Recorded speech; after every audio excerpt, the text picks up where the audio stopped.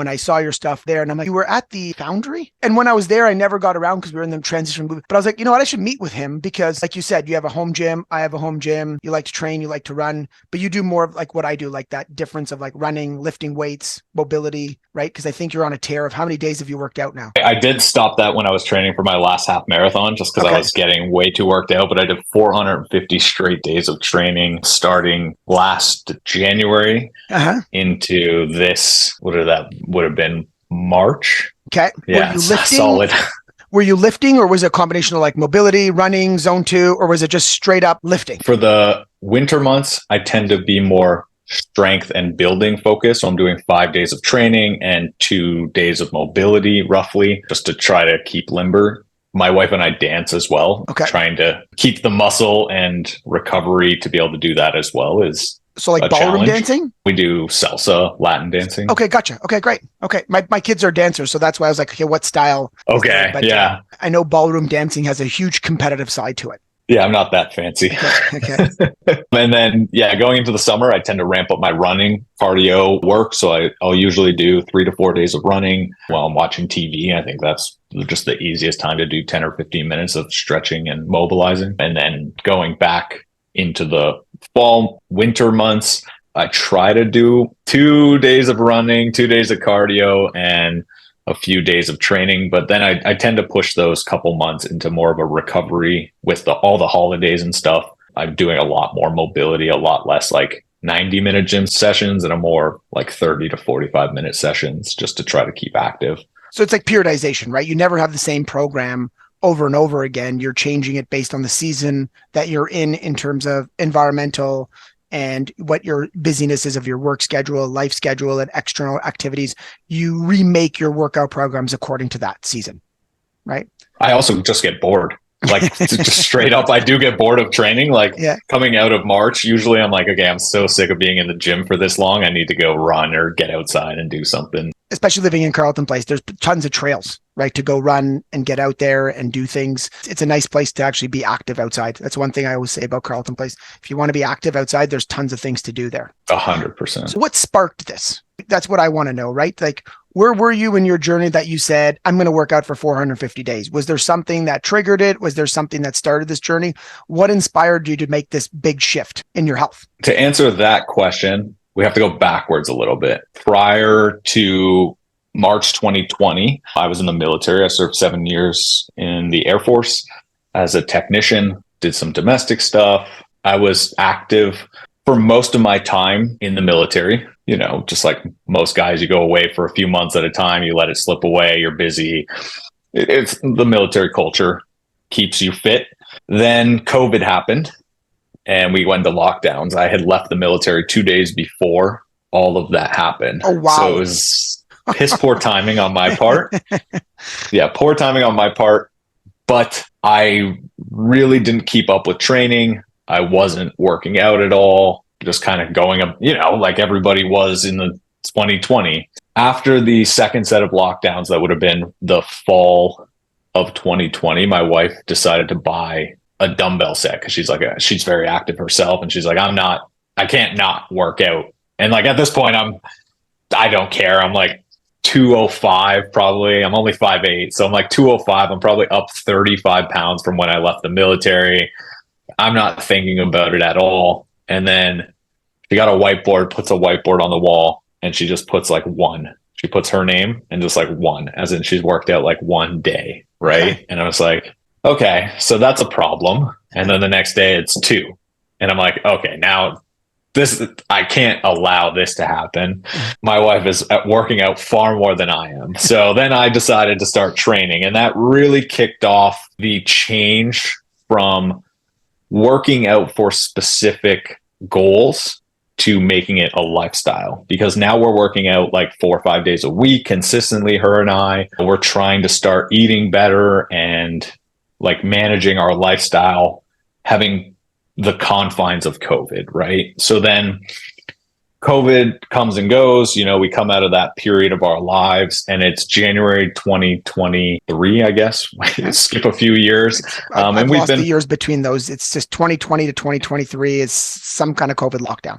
right? Yeah, some kind of something, right? So we're trying to be consistent and do our best, and life's starting to get back to normal. And I just decided, a lot of people were doing the 75 hard, Yeah. right? And I'm like, okay, that's a great mental challenge. I don't think it's the best physical thing to be doing if you're not prepared for something like that. And I was like, what I can do is I can just try to be the most consistent I can. So I'm going to try to work out, move my body actively for 1 year, just every day for a year, whether it's going out and playing pickleball or lifting weights or running. I'm just going to try to prove that you can make time every single day to move for at least 30 minutes.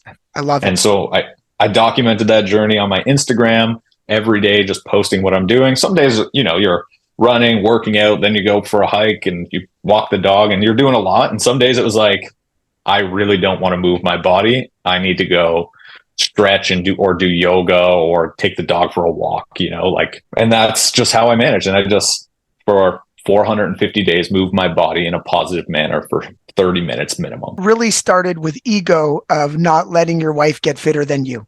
I love that. 100%. That's great. 100%. That's amazing. In those workouts, did you set a time limit or anything? It was just like, no, I'm just going to move my body, whether it's 1 minute or 2 minutes a day. I just have to do something. Or like, was it a plan? Did you take an app and purchase an app and do that? Or did you just kind of make up your workouts yourself? Yeah. So I was doing minimum 30 minutes every day. In terms of weight training, I've done various apps and services and online people. The thing I've learned is like, it doesn't really matter what training you're doing, as long as you're doing some kind of training, right? I've probably bought 20 programs in my life. I have various programs some are more geared towards CrossFit and some are more geared towards putting on 20 pounds of muscle. It just really depends how I'm feeling. But yeah, so that period I was doing a lot of that and then training for marathon and then also using the Mobility Coach by Kelly Starrett. Yeah, fantastic program. You got fit in the gym and you started moving your body. How did that inspire you to start doing cooking? Because your Instagram is a lot of recipes. It's a lot of you with your workout of the day, what you're doing, it, showing it. And then you started making some really good recipes. What inspired that? Just obviously we know what inspired the activity, but was there any inspiration around cooking? Like, how were your cooking skills when you started that day one of your wife beating you for workouts? Like, what was your style of eating at that point? The cooking started before the training. So during lockdowns, I decided I was going to start to learning to cook. At that point, my skills were like, I can put a chicken breast in the oven and boil some rice. And that was like, what I thought cooking was, is just like this very like simple thing. You just kind of, no flavor, no understanding of palate, none of that stuff, right? Yeah, like most kids who grew up in the 90s, I grew up on like Kraft Dinner and Hamburger Helper and all that stuff. It's the way it was, right? So M&M meat shop. Yeah, right. 100%. That's how it was. Yeah, during COVID lockdowns, I decided to learn how to cook. And at the time I was just starting to get interested in like YouTubing and content creation. So I was like, okay, I'm going to start a YouTube channel where I just cook food. And for like 6 months, I was just learning different recipes and trialing and failing. And man, those first few videos are absolutely difficult to watch these days. But yeah, so that kind of happened. And then as I started to make the transition into ego training and trying not to let my wife beat me, that's when I started to realize that there's a big difference between cooking and learning to cook healthy. And that's really the switch flipping for me, is like, okay, there's, the principles of cooking have to apply to how can you eat healthier foods. Because at the end of the day, like cooking also includes pan frying in a bunch of oil and loading up on carbs, but not really eating any protein. My journey through that process was a very slow transition to realizing that like, okay, I know the fundamentals of cooking. How do I apply that to achieve the goals that I'm trying to get in the gym as well? So when you started doing this, did you take a cooking class or did you just start YouTubing recipes and start trying them on your own? I want to know that process, because I feel like that's where people get stuck up on, right? Is me, when I started cooking, I just said, I'm going to spend a half an hour in the kitchen every day and I'm going to look up a couple of recipes and I'm just going to start playing with stuff and figuring out. Now, mind you, I grew up with a background of a Indian mom who made everything from scratch. When she's trying to teach my wife how to cook, she's like, my wife is an accountant. So, do you have a recipe? My mom's like, I have never made a recipe. So luckily I inherited that gene of like, I can do that. But what was the steps that you took to make that process? Was it a course, or was it you just started messing around with stuff? Yeah, so I mainly just started messing around with stuff. That's how I first got started. I think cooking is very much a trial and error activity. I think it's the only way to get better. Is like, ask my wife, we ate so many overcooked chicken breasts, like it's not even funny, and that's still to this day. Occasionally I overcook a steak. Now I'm not overcooking it from like medium rare to well, like I did back in the day. But like when you make those mistakes, I think that's how you can start to progress. But there's so much information out there that you have to be careful, because you can become overwhelmed really quickly. Yeah. And I think this is where like my background in the military of like overcoming obstacles and just pushing through and keep going, I think that helps learn new skills very quickly. What I would say for what's worked for people that I've been coaching or advising on how to learn how to cook is like learn the very fundamental skills, right? Learn, your 3 or 4 cuts with your knives, learn how to bake, learn how to cook something in a pan. And then you're already laying a good foundation of just like, okay, I can cook the most basic stuff, but at least I can cook it right. And you're going to overcook stuff. I think we look at like people like Gordon Ramsay and the Food Network and all that, and we think like we should be that good at cooking. Yeah. But cooking is a skill, and it's something you have to learn over time, and it takes a lot of time to learn. Kitchen IQ is very important, right? I tell people it's not something you learn it, you practice it. It's an art, and the way you like your food is going to be a little bit different than the next person to do that. Let's give people a tip here. So in terms of a website that you used, obviously you have yours, but what was one that you found in your coaching practice that you say, hey, go here, use this? What is one video that you've seen over and over again give people good results as a good baseline to start, or maybe a YouTube page? Yes, this is a great question. Don't look for entertainment cooking videos, look for guide videos. And the best video that I can recommend is Gordon Ramsay has a 20 essential skill video where he shows you just the most basic stuff. It's a really old video on his channel. I think it's like 15 years old now, but it really does break down just like how to hold a knife, how to cut a fish, how to slice tomatoes. Like it really is the basic building blocks, and you get the authority aspect of it. But I think a lot of times we watch cooking stuff for entertainment. That's not always the best way to get guidance on how to actually do something. So that's a good YouTube page. I know the tools I recommend to my clients to make sure you have in the kitchen. What are 3 tools that you have used yourself and recommend to all of your friends as ways for people to cook faster, healthier food that make their cooking time reduced? What are some tools that you use in right now in your cooking? Yeah, the number one tool that we use in our house almost every day is an air fryer. Yes. It's literally the secret hack to cooking fast food. Like when you can take it, I always use the word chicken breast, but use whatever you want here, right? So like you can take a chicken breast from thawed to cooked in like 8 minutes, 9 minutes. Like there's nothing that can compare with that type of speed, and you don't have to heat your oven for 40 minutes while and that's the big thing is like if you can reduce the resistance, which is our case time, like how long you have to spend in the kitchen, man, air fryer is the ultimate hack. Do you recommend one over the other? Because now there's tons to choose from. Which one do you have? I have a Ninja Foodie. Yeah. It's a good one. It's easy to clean. It comes apart nicely. It comes with extra trays. That's what I use. We have 3. Nice. I'm like psycho with Ninjas. I have a Ninja toaster oven at the office and at the house, which I highly recommend. Then we have the Ninja Air Fryer 2 double door. And then we have a Ninja Foodie, because when we had our cottage, we wanted one to leave there so that we didn't have to bring it back, because we just rely on it so much for cooking that we're like, we need another one for the cottage. Yeah.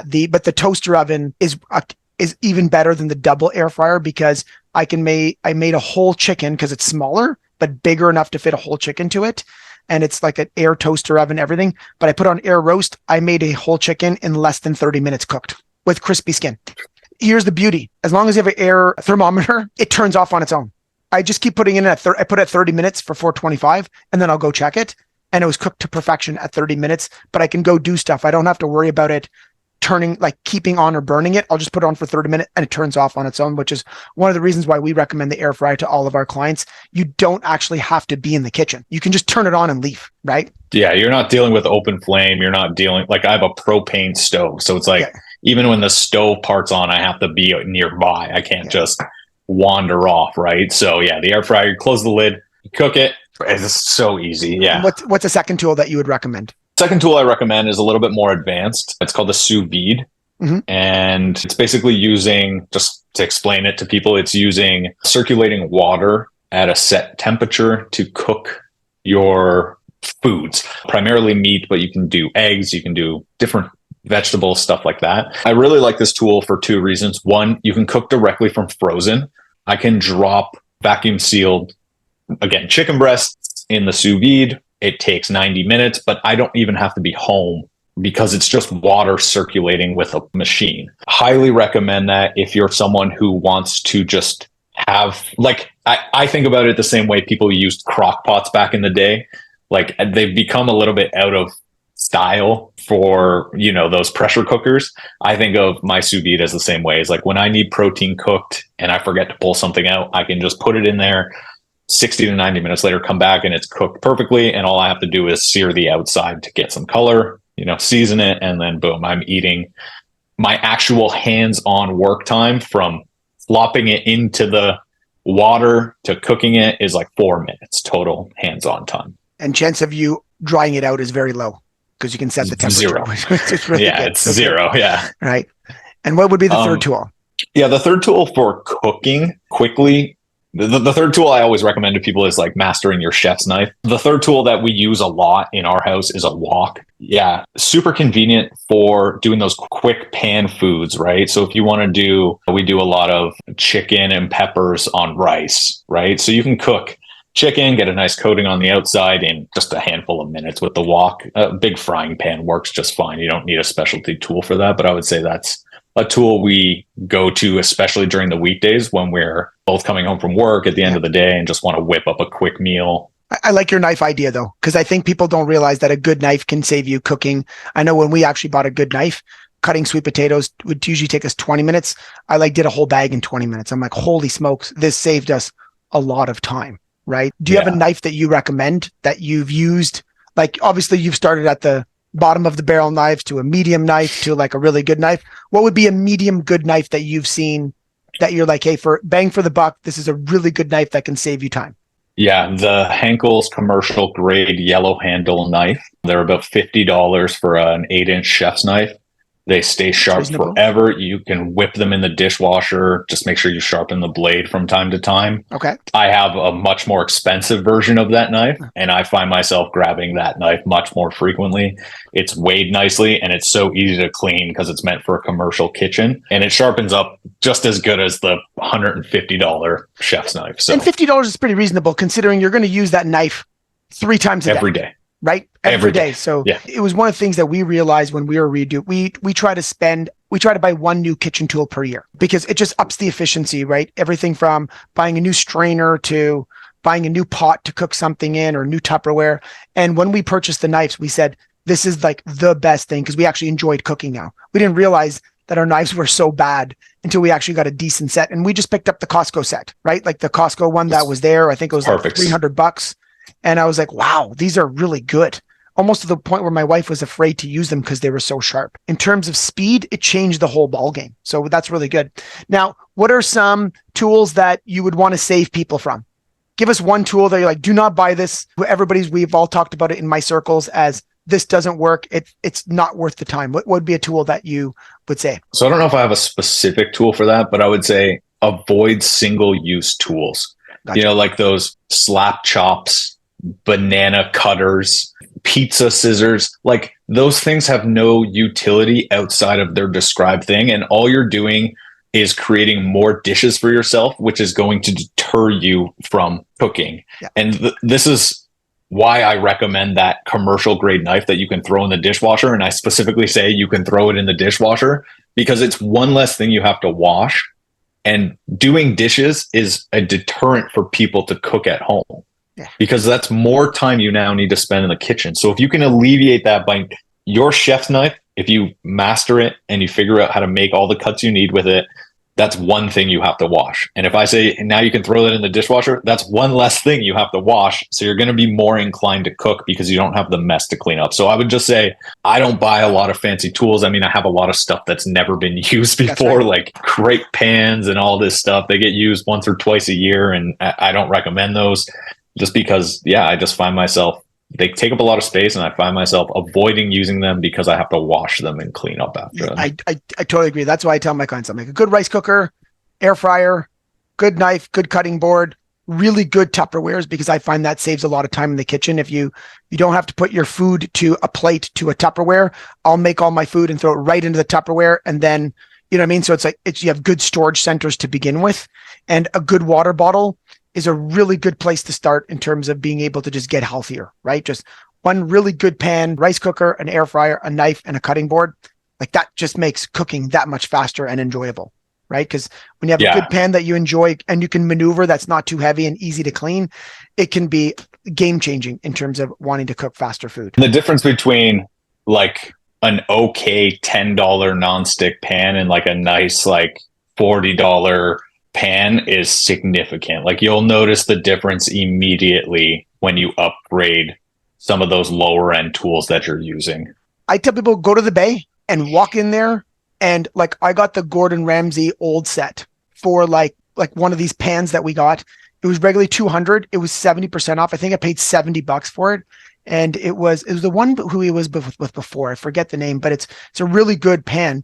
And we use it all the time. And we've had it for about 7 years. Easy to clean, very good, very durable. And it's awesome. We love cooking with it. And when I learned how to heat a pan properly before putting oil, that changed the game in terms of how to cook food, which if you haven't learned that tip, I would highly recommend it as a next chapter. Once you get the basics down, is learning how to heat a pan properly before you put oil in it can really change the game of how your food tastes. So I will say that. But yeah, I would say go to the bay. There's always something on sale there, and you can get really good pans for a really good price when they're just doing those like bay days of like 60-70% off. It's yeah, absolutely. What are 3 to 4 foods that you keep in the house all the time that have helped you and your wife stay on track with your health? Like, what is it, those 3 foods that you always have in the house? Yeah. So this is really important, and this varies from person to person. What my wife keeps in the house is very different than what I have to keep in stock at all times. One, for me, fruit. I have the worst sweet tooth in the world. And if you put candy in front of me, I'll eat the whole bag and I won't even know what happened. To subsidize that, I keep a lot of fruit in the house, like strawberries, blueberries. I tend to eat it for breakfast, a nice big bowl of fruit. That's how I like to, a couple eggs and a bowl of fruit. That's like my start to the day. For me, that's a critical part. When I don't have that in my diet, I do tend to slip up a little bit more than when I'm not perfect by any means, but I tend to slip up more when I'm not eating fruit. I also, Greek yogurt, mix in a little bit of protein. It's like eating Jell-O. It's incredible. It's one of the greatest hacks I've learned over the years. You can like partially freeze it to get like a little bit of an ice creamy texture. I do love that. And then venison, nice. Lean cuts of meat.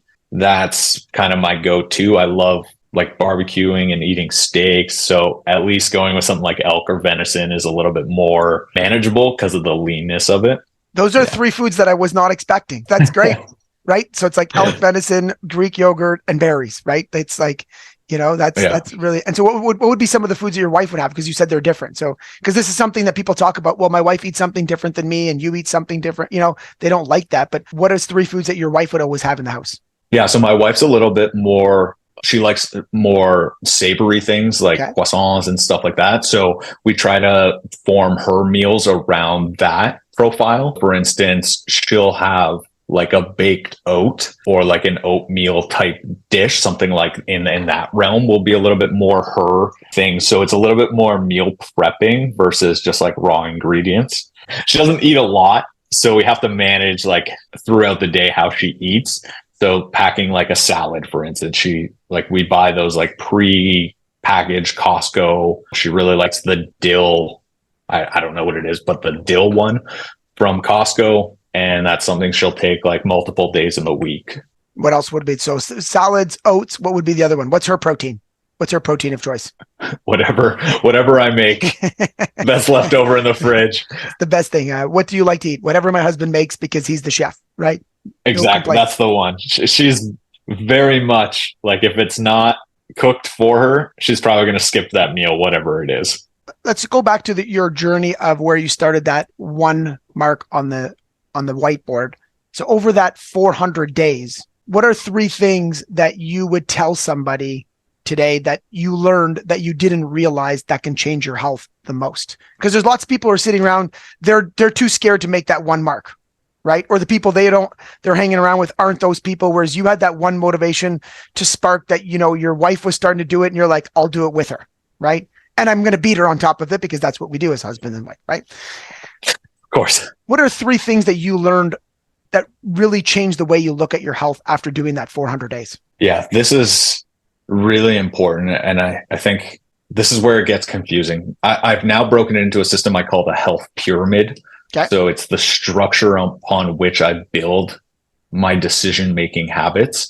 Okay. I used to be the guy that would sleep when I'm dead, 5 hours of sleep every night, get up, work, do what we've all been there. That is my number one priority.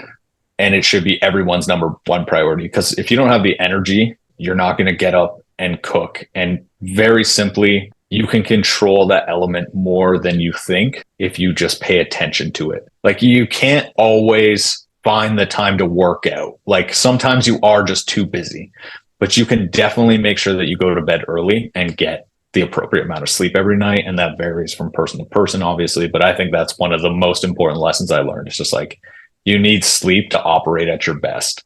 What would be something else? The next thing that I learned is, no matter how much you train in the gym for 450 days, it does not matter if you eat like garbage. You have to make sure that what you're putting in your body is the right stuff to fuel you. And that's going to vary from person to person, I think. Like, how much protein you need, how much carbs, how much fat. That's going to vary person to person. But man, you need to make sure that you're putting the right stuff in there. Because when I change from eating a lot of pasta, pizza, low protein diet to a higher protein diet, I just feel better. I feel more energized. I feel more full. I feel like I can go tackle more things. And that for me was a really important differentiator, because I had always trained before then, but I never was consistent in my eating. And it just made all the difference in how I can show up to the world. The third thing is, listen to your body. When you're training that much or that hard, there's going to be days where you don't want to go.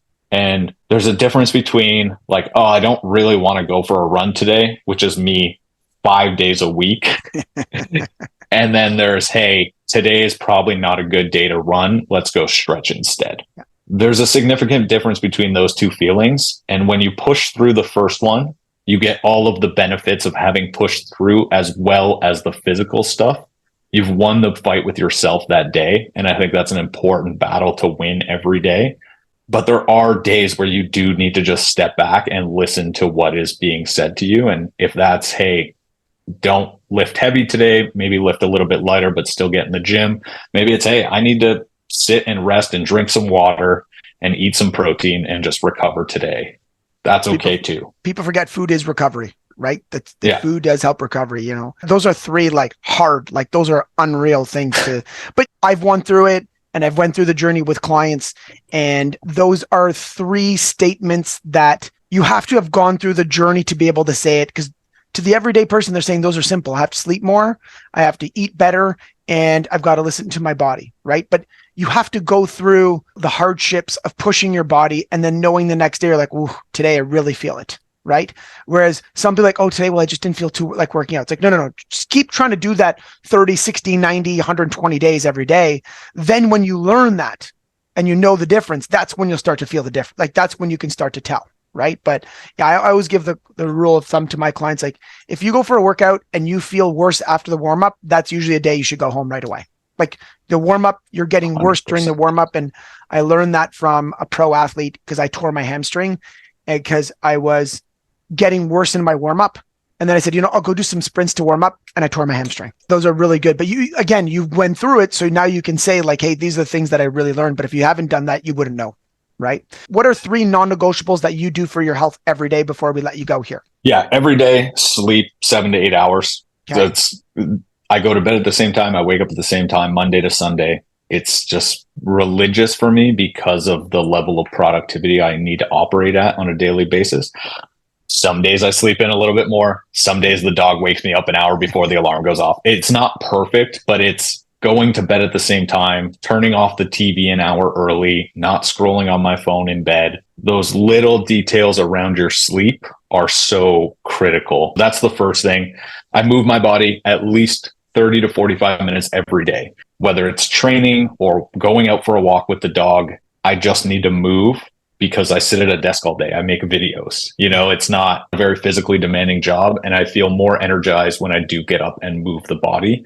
So that's a big one for me. And then third, I take essential me time. This is usually first thing in the morning between 6 and 7 when I'm up before everybody else in the house, when the world is still quiet. I sit with myself. I don't go on my phone. I read a book. I journal, something along those lines. That sets my mindset straight for the rest of the day and allows me to go out and do what I have to do. But I think we do not take enough self-care time, and then we feel rushed through all the other things that we have to get done. That's great. Those are really good. And so how do people get a hold of you? So how do people get a hold of where you are, what you're doing, what you're cooking? I know you have a free cookbook. Let everybody know where they can get your access to you. Yeah, so you can find me on Instagram at Nick Polegato, Polegato. I have a free cookbook, self-authored cookbook, has about 100 high-protein recipes inside there. You can just download it for free. You can go to beyondaverage.com. There's a bunch more recipes on that page, as well as any social platform. I'm just Nick Polegato, and you can reach out to me on anything if you have any questions, or I answer every message that I get. So that's amazing. No, your content's really good. Your taco bag that went off for you. I've seen that before and I was like, well, that looks really interesting to make. So no, your content's great. You share a lot of good information, and everything you just shared is someone who's been through it. And that's a lot of wisdom. So I appreciate you taking the time and sharing that information because it's really, really good. Hopefully people will get a hold of you after this, and have a beautiful day. Thank you, sir. Thank you. Thank you so much for this. I appreciate your time. This was great.